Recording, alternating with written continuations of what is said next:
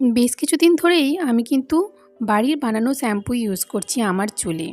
আর তা থেকে আমি দুর্দান্ত রেজাল্ট পেয়েছি। এবং বাইরের যে কেমিক্যাল শ্যাম্পু থাকে সেটাতে যে চুলের ক্ষতি হয় সেটা তো হয়নি, বরং এর থেকে দারুণ দারুণ রেজাল্ট পেয়েছি আমার চুলে। আজ সেই রকমই একটা চুলের শ্যাম্পুর রেসিপি তোমাদের সাথে শেয়ার করব, যেটা হচ্ছে রাইস শ্যাম্পু। এর আগে আমি যেগুলো ইউজ করছি সেটা হলো নিম শ্যাম্পু, হার্বাল শ্যাম্পু, যেটা আমলা সিকাকাই শ্যাম্পু, হিবিস্কাস শ্যাম্পু, এবং সবগুলোই কিন্তু দারুণ কাজের। যারা যারা তোমরা ইউজ করেছো তারা নিশ্চয়ই জানো, আর যারা জানো না তারা কিন্তু আমার চ্যানেল ঘুরলেই সমস্ত রেসিপিগুলো পেয়ে যাবে। তো আজকে যে রেসিপিটা আমি শেয়ার করব সেটা একটা রাইস শ্যাম্পু বা চাল দিয়ে বানানো শ্যাম্পু। এই দুর্গাপুজোতে যেহেতু আমরা সবাই খুব ব্যস্ত থাকবো, তো আমরা শ্যাম্পু সেভাবে ইউজ করতে বা চুলের পরিচর্যা করতে পারবো না। তাই আমি ভাবলাম এমন একটা শ্যাম্পু যদি বানানো যায় যেটার থেকে চুলের পরিচর্যাও হবে আর শ্যাম্পুও ইউজ করা হবে, তাহলে তো দারুণ হয়।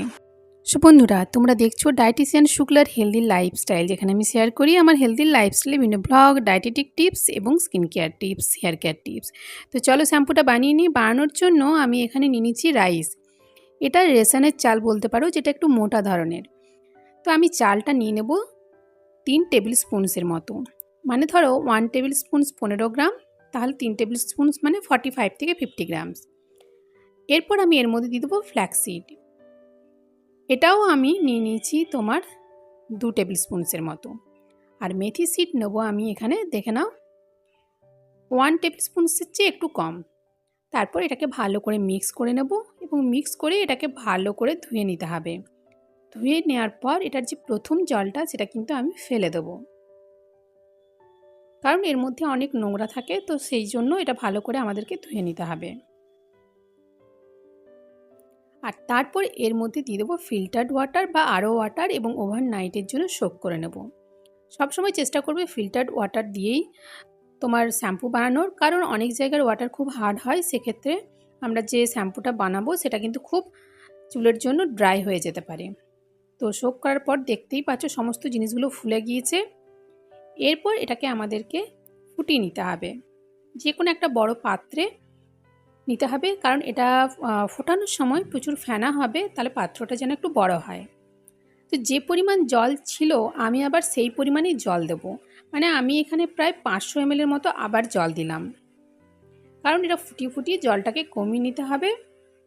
আর এটাকে সিম করে ফোটাবে, না হলে কিন্তু ফেনা হয়ে গ্যাসের চারিদিকে নোংরা করবে। তারপর আমি এর মধ্যে দিয়ে দেবো ফ্রেশ কারি লিভস। এটা অপশনাল, তোমরা দিতেও পারো নাও দিতে পারো। যেহেতু আমি বাড়িতেই ছোট্ট একটা কারি গাছ লাগিয়েছি, তাই ওখান থেকে কিছু কারি পাতা তুলে নিয়ে আমি দিয়ে দিলাম। এরপর এটাকে ভালো করে ফোটাতে হবে যতক্ষণ না এর থেকে যে জলটা আমরা নেব, ফোটানো জলটা, সেটা একটু ঠিক হয়। যে জলটা আছে সেটা যখন 50% হয়ে যাবে তখন জানবে আমাদের জলটা ফোটানো হয়ে গিয়েছে। তোমরা দেখতেই পাচ্ছ চালগুলো আর সমস্ত ফ্ল্যাক্সিড, মেথি দানা সমস্ত একটু ফুলে উঠেছে। পুরোপুরি চালগুলো ফুটে উঠবে না, ফুলে উঠবে না আর কি।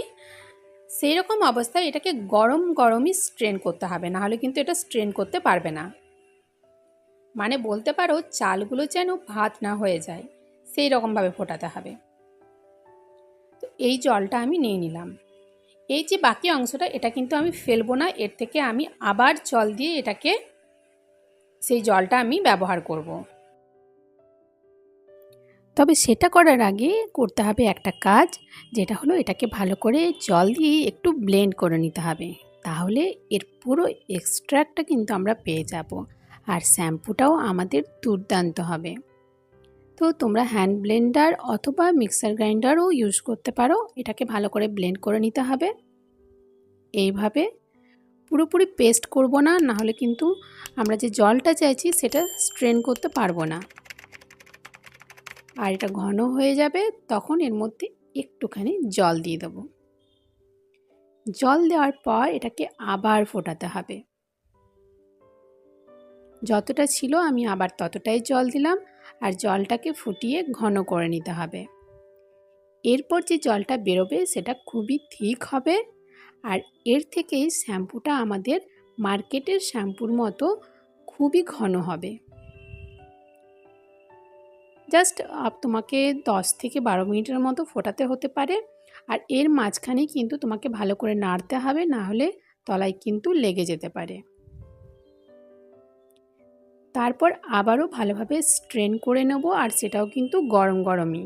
ঠান্ডা হয়ে গেলে এটা একদমই কিন্তু তুমি স্ট্রেন করতে পারবে না, ছাঁকতেই পারবে না। একটু মোটা যে স্ট্রেনার হয় বা ছাঁকনি, সেটা দিয়ে ছেঁকে নেবে, তাহলে ভালোভাবে স্ট্রেন হবে। আর দেখতে পাচ্ছ এই যে আমরা জলটা বের করলাম এটার থেকে, সেটা কতটা ঘন। এটা কিন্তু আমরা ফেলে দেবো না, এটাকে ইউজ করব। কিভাবে ইউজ করব ভিডিওটা দেখতে থাকো, তার মাঝখানে আমি বলে দেবো। এরপর আগের যে জলটা ছিল সেটা এর মধ্যে ভালো করে মিক্স করে দিলাম। আর যেহেতু পুরো বোলটা আমার ভর্তি হয়ে গিয়েছে, তাহলে এটাকে একটা অন্য কন্টেনারে আমি ট্রান্সফার করে নেব। ট্রান্সফার না করলে কিন্তু হবে না, কারণ এটা একটু ঠান্ডা করে নিতে হবে। আগের বানানো জলটা দেওয়ার পর এটা কিছুটা ঠান্ডাই হয়ে যাবে। তারপর আবার হ্যান্ড ব্লেন্ডারের সাহায্যে আমি ভালো করে এটাকে ব্লেন্ড করে একটা স্মুথ টেক্সচার যেন হয়, ক্রিমি টাইপের, সেই রকম এটা বানিয়ে নেব। এতে কি হবে, পুরো ফ্ল্যাক্সিড জেল, ভাতের যে ফ্যান, সমস্ত কিছু ভালো করে মিক্স হয়ে যাবে। এরপর আমি এর মধ্যে কি মেশাবো সেটা দেখো।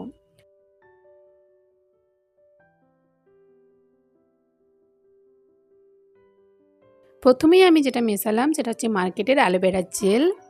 আমি এখানে মার্কেটের অ্যালোভেরা জেলই ইউজ করতে বলবো, কারণ এতে কি হবে, শ্যাম্পুর যে লাইফ স্ট্রেংথ সেটা একটু বাড়বে, আর বাইরেও তুমি অনেক দিন পর্যন্ত শ্যাম্পুটাকে রেখে ইউজ করতে পারবে। প্রায় 10 থেকে 15 দিন তুমি রেখে ইউজ করতে পারবে আরামসে, কোনো রকম প্রবলেম হবে না, কারণ এই অ্যালোভেরা জেলটা প্রিজারভেটিভের কাজ করবে। নেক্সট আমি দেবো গ্লিসারিন। কোয়ান্টিটিগুলো তোমরা দেখে নাও। এতে আমাদের চুলটা খুবই সিল্কি হবে, সফট হবে, যাদের ড্রাই, ফ্রিজি, রাফ হেয়ার তাদের জন্য খুবই ভালো। নেক্সট আমি দেবো নারকেল তেল। নারকেল তেলটা খুব বেশি আমি দেবো না, যদি তোমাদের হেয়ার খুবই ড্রাই হয় বা স্ক্যাল্প ড্রাই হয় তাহলে ইউজ করো, না হলে কম ইউজ করবে। নেক্সট আমি পারফিউম ইউজ করছি। এতে আমাদের শ্যাম্পুতে একটা সুন্দর গন্ধ বেরোবে, যেটা আমি পেয়েছিলাম অনেক আগেই, সেটা আমি ভিডিওতে শেয়ার করেছি আগের শ্যাম্পুর ভিডিওগুলোতে। তো প্রয়োজন মতো আমি এসেন্সিয়াল যে অয়েলটা, লেমন গ্রাস এসেন্সিয়াল অয়েল, ওটা আমি দেবো। আর নেক্সট আমি যেটা দেবো সেটা হচ্ছে শ্যাম্পু বেস। তো আমি সবসময় একটা কথা বলি যে শ্যাম্পু বেস তোমরা সবসময় কম ইউজ করার চেষ্টা করবে। এতে কি হয়, আমাদের শ্যাম্পুটা আরও ন্যাচারাল থাকে।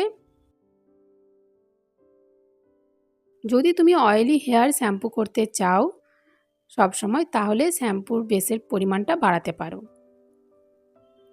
সেক্ষেত্রে আমি বলবো যে পরিমাণে শ্যাম্পু থাকবে তার 30% মানে 50-50 অথবা 50-র চেয়ে কম ইউজ করার চেষ্টা করবে।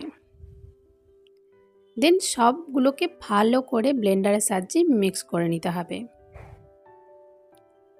বানানোর পর তোমাদের যদি মনে হয় যে আরও একটু শ্যাম্পু বেস দিতে হবে, তো তোমরা দিতে পারো। ভালো করে মিক্স করার পর এটাকে রেস্ট করতে দিতে হবে 6 থেকে 7 ঘন্টার মতো।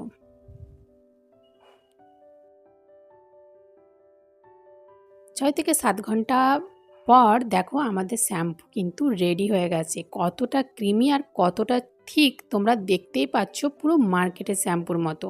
এটাকে এরপর তোমরা স্টোর করে রাখতে পারো। আমি বলবো গ্লাসের কন্টেনার সবচেয়ে ভালো। আমি কি করি, 2 রকমের কন্টেনার ইউজ করি। একটা গ্লাসের, যেটা আমি লং টার্মের জন্য স্টোর করে রাখি ফ্রিজে, আর একটা ইউজ করি প্লাস্টিক, যেটা আমি বাথরুমে রাখি, যেটা আমার 10 থেকে 12 দিনের মধ্যে শেষ হয়ে যায়। তারপর এটাকে পোর করে দাও আর রেখে দাও। কীরকম ফেনা হচ্ছে তোমরা তো আগেই দেখেছো, একটু হাতে নিয়ে যদি তোমরা দেখো দুর্দান্ত ফেনা হবে। আর কোনো কেমিক্যাল নেই, এতে কোনো প্যারাবিন নেই, সালফেট নেই, তাই চুলের কিন্তু ক্ষতিও হবে না। এরপর যে এক্সট্রা জিনিসটা আমি রেখে দিয়েছিলাম সেটাকে আমি হেয়ার মাস্ক হিসাবে ব্যবহার করব। এর সাথে একটু হাতের ফ্যান মিশিয়ে এটা স্মুথ পেস্ট বানিয়ে পুরো চুলে লাগিয়ে যদি 1 ঘন্টা রেখে শ্যাম্পু করো তো রেজাল্ট দুর্দান্ত হবে। বন্ধুরা, শ্যাম্পুটি বানিয়ে অবশ্যই ট্রাই করে দেখো আর আমাকে তোমাদের ফিডব্যাক অবশ্যই জানাও। আর এই রকমই হেলদি টিপস পেতে, skin care, hair care tips পেতে চ্যানেলটি সাবস্ক্রাইব করে নোটিফিকেশন বেলটি কিন্তু প্রেস করে দাও। তো আজকের মতো এই পর্যন্তই, দেখা হবে নেক্সট ভিডিওতে।